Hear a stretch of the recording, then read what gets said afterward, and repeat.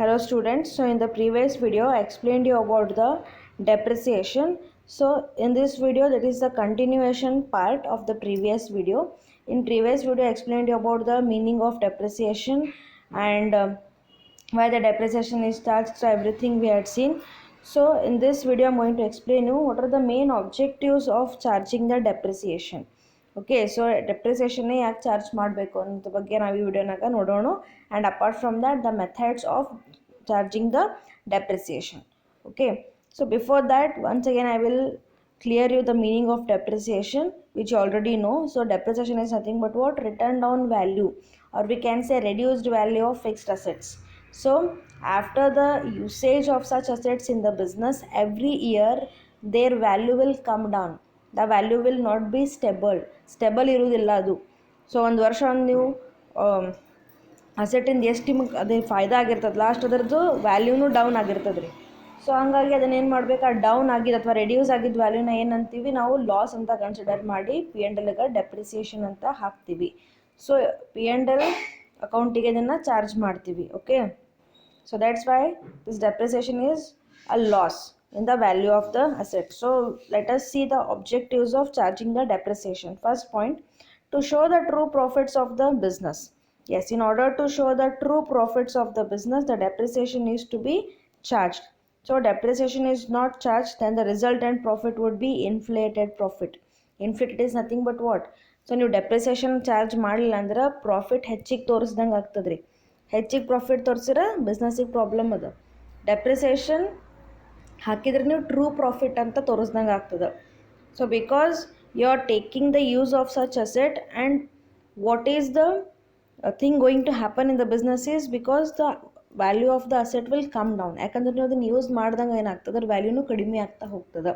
ಈಗ ಒಂದು ಮೆಷಿನರಿ ಆಗಿರ್ಬೋದು, ಒಂದು ಫರ್ನಿಚರ್ ಆಗಿರ್ಬೋದು, ಒಂದು ಬಿಲ್ಡಿಂಗ್ ಆಗಿರ್ಬೋದು, ನೀವು ಹೆಂಗೆ ಅದನ್ನು ಯೂಸ್ ಮಾಡ್ತಾ ಹೋಗ್ತೀರಿ ಏನಾಗ್ತದೆ, ಅದ್ರದ್ದು ವ್ಯಾಲ್ಯೂನು ಸ್ವಲ್ಪ ಕಡಿಮೆ ಆಗ್ತಾ ಬರ್ತದೆ, ಡಿಟೋರಿಯೇಟ್.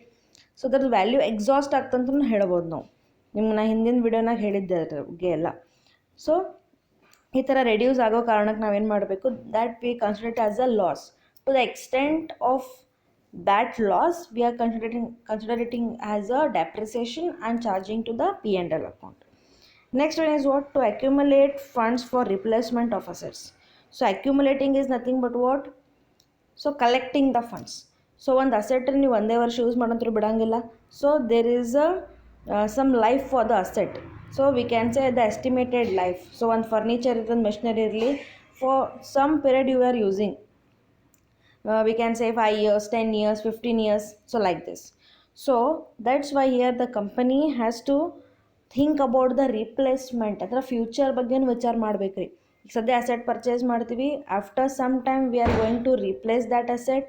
ಸೊ ರಿಪ್ಲೇಸ್ಮೆಂಟ್ ಮಾಡ್ಬೇಕಂದ್ರೆ ನಮ್ಗೇನು ಬೇಕು? ಫಂಡ್ಸ್ ಬೇಕು. ಆ ಫಂಡ್ಸನ್ನು ಒಂದೇ ವರ್ಷಕ್ಕೆ ನಾವು ತೊಗೊಳಂಗಿಲ್ಲ. ಒಂದೇ ವರ್ಷ ಕಲೆಕ್ಟ್ ಮಾಡ್ಕೊಂಡ್ರೆ ನಮ್ಮ ಪ್ರಾಫಿಟ್ನಾಗಿಂದು ಭಾಳ ನಮ್ಮದು ಮೇನ್ ಪ್ರಾಫಿಟ್ ಹೋಗಿಬಿಡ್ತದೆ ರೀ. ಸೊ ಅದಕ್ಕೆ ಏನು ಮಾಡ್ತಾರೆ, every year they will go for adding up. So how they are adding up? Through the depreciation only. ಆ ಡೆಪ್ರಿಸಿಯೇಷನ್ ದುಡ್ಡು ಎಲ್ಲೂ ಹೊರಗೆ ಹೋಗಂಗಿಲ್ಲ ರೀ ಬಿಸ್ನೆಸ್ಸಿಂದ, ಬಿಸ್ನೆಸ್ನಾಗೆ ಇರ್ತದೆ ಅದು. ಆ ಪಿ ಆ್ಯಂಡ್ ಎಲ್ಲಿಗೆ ಹಾಕಿದರೂ ಸಹಿತ it is considered as a non operating expense. Depreciation amount, it will not hands of the business only, but what they will do, they will accumulate ಅಂದ್ರೆ ಕಲೆಕ್ಟ್ ಮಾಡಿಕೊಂಡು ಕೂಡಿಸ್ಕೋತಾರ್ರಿ. they will collect some bulk amount and they will use this amount for the replacement of the asset. ಯಾವಾಗ ಅವ್ರಿಗೆ asset change ಮಾಡಬೇಕು, replace ಮಾಡಬೇಕು ಅನ್ನಿಸ್ತದಲ್ಲ, ಅವಾಗ ಏನು ಮಾಡ್ತಾರೆ, ಅಸೆಟನ್ನು replace ಮಾಡ್ತಾರೆ. Okay, so for that they are going to accumulate the funds. Next is to follow the Companies Act. So in the Companies Act also they have mentioned and they have made it mandatory that every company has to charge the depreciation. See, according to the Companies Act, so accounts, what they are saying, so joint company is bound to provide for depreciation on fixed assets before distributing the dividends. So distribution of dividends ಮಾಡೋಕ್ಕಿಂತ ಮುಂಚಿಂದ ಅವ್ರು ಏನು ಮಾಡಬೇಕು, compulsory depreciation charge ಮಾಡಲೇಬೇಕು. Next is to ascertain the true cost of production. So for ascertaining the cost of production, it is necessary to charge the depreciation. True cost is nothing but what? So actual expenditure made by the company. So ಅದನ್ನು consider ಮಾಡಬೇಕು. ಈಗ depreciation on fixed asset is not charged, the cost records would not present a true and fair view of the cost of production. So cost of production ನಾವೇನು find out ಮಾಡ್ತೀವಲ್ಲ ಅವಾಗ ಏನು ಮಾಡ್ತೀವಿ, ಅದಕ್ಕೆ ಏನೇನು ಕಾಸ್ಟ್ ಮಾಡಿರ್ತೀವಿ ಆಪ್ರೇಟಿಂಗ್ ಕಾಸ್ಟ್ ಎಲ್ಲನೂ consider ಮಾಡೇ ಮಾಡ್ತೀವಿ. So that's why in order to get the correct cost of production and accurate profit, the depreciation has to be charged. Another important objective is about what? Correct income tax. So income tax calculation, ಕರೆಕ್ಟಾಗಿ income tax calculation ಮಾಡಬೇಕು, ಅದರ ಸಂಬಂಧನೂ ಡೆಪ್ರಿಸಿಯೇಷನ್ನ charge ಮಾಡ್ತೀವಿ. The different rates of depreciation have been prescribed on different assets for the purpose of income tax. See ಒಂದೊಂದು assets ಯಾವ ಥರ ಇರ್ತಲ್ಲ ಅದ್ರ ಮೇಲೆ ಬೇರೆ ಬೇರೆ ರೇಟ್ಸ್ ಕೊಟ್ಟಿರ್ತಾರೆ ಡೆಪ್ರಿಸಿಯೇಷನ್ಗೆ. Sometimes it is let down in the accounting standards only, and sometimes depending upon the situation it will be provided. So depreciation ರೇಟ್ಸನ್ನು ಅವರು ಕಂಪ್ನಿದವರು ಸುಮ್ಮನೆ ತಾವೇನೋ ಮಾಡ್ಕೊಳ್ಳಿಕ್ಕೆ ಬರೋದಿಲ್ಲ. Depending upon the environmental condition, the market condition, the accounting standard board will provide them. So ಆ ಥರ ಒಂದೊಂದು ಅಸೆಟ್ಟಿಗೆ ಒಂದೊಂದು ಥರ ಮಾಡಬೇಕು ಅಂತ ಅವ್ರು ಹೇಳಿರ್ತಾರೆ. Okay, so it is helpful for even the tax calculation also. For the purpose of income tax the depreciation should be claimed properly for calculating correct amount of income tax payable. Yes, see ಒಂದು ರೀತಿಯಿಂದ ಹೇಳ್ಬೇಕಂದ್ರೆ depreciation ಹಾಕೋದ್ರಿಂದ ಕಂಪನಿಗೆ ಪ್ರಾಫಿಟ್ನೂ ಅದ ರೀ. ಯಾಕಂದ್ರೆ ಅವ್ರೇನು net profit find out ಮಾಡ್ತಾರಲ್ಲ, ನೆಟ್ ಪ್ರಾಫಿಟ್ನ ಡೆಪ್ರಿಸಿಯೇಷನ್ ಮೈನಸ್ ಮಾಡ್ತಾರೆ. ಇನ್ ಕೇಸ್ ನಾವು ಡೆಪ್ರಿಸಿಯೇಷನ್ P&Lಗೆ ಹಾಕಲಿಲ್ಲ ಅಂದ್ರೆ ಏನಾಗ್ತದೆ ರೀ, ನಮ್ಮ ನೆಟ್ ಪ್ರಾಫಿಟ್ ಜಾಸ್ತಿ ತೋರಿಸ್ತದೆ. ಸೊ ಜಾಸ್ತಿ ತೋರಿಸಂದ್ರೆ ಟ್ಯಾಕ್ಸು ಜಾಸ್ತಿ ಪೇ ಮಾಡಬೇಕಾಗ್ತದೆ ನಾವು. So that's why we have to go for charging the correct amount of depreciation and which is considered as a permanent loss in the value of the asset. ಯಾಕಂದ್ರೆ ಅದರ ಅಷ್ಟು usage ನಾವು ತೊಗೊಂಡ್ಬಿಟ್ಟಿವಿ, ಆ usage ಅಷ್ಟು ತೊಗೊಂಡು ಬಂದಮೇಲೆ ಅದನ್ನು ಮತ್ತೆ ವಾಪಸ್ ಅದನ್ನು ಆ್ಯಡ್ ಬ್ಯಾಕ್ ಮಾಡ್ಲಿಕ್ಕೆ ಆಗೋದಿಲ್ಲ. ಅದಕ್ಕೆ ಏನು ಮಾಡ್ತಾರೆ, ಪರ್ಮನೆಂಟ್ ಲಾಸ್ ಅಂತ ಕನ್ಸಿಡರ್ ಮಾಡ್ತೀವಿ. Okay, so these are the some of the important objectives of charging the depreciation. Next is what? Methods of depreciation. Methods, ಇವು ನೀವು ಏನು ನೋಡ್ಲಿತ್ತಿಲ್ಲ ಮೂರು ನಿಮಗೆ ಫೆಮಿಲಿಯರ್ ಮೆಥಡ್ಸ್ ಇದಾವೆ. Fixed instalment method, reduced balance method, annuity method. See, around 8 to 10 methods are there, but for your knowledge purpose and for your syllabus, so these are important methods. ಇದ್ರ ಬಗ್ಗೆ ನಿಮ್ಗೇನು ಎಕ್ಸ್ಪ್ಲನೇಷನ್ ಏನೂ ಇಲ್ಲ, ಸುಮ್ಮನೆ knowledge ಪರ್ಪಸ್ಸಿಗೆ ಇದ್ರ ಬಗ್ಗೆ ಹೇಳಲಿಕ್ಕತ್ತೀನಿ. Fixed instalment method you already know. So where the company will charge the depreciation on the book value of the asset or purchased value of the asset. Book value ಅಂದರೂ ಒಂದೇ, purchase value ಅಂದರೆ acquired price ಅಂದರೂ ಒಂದೇ.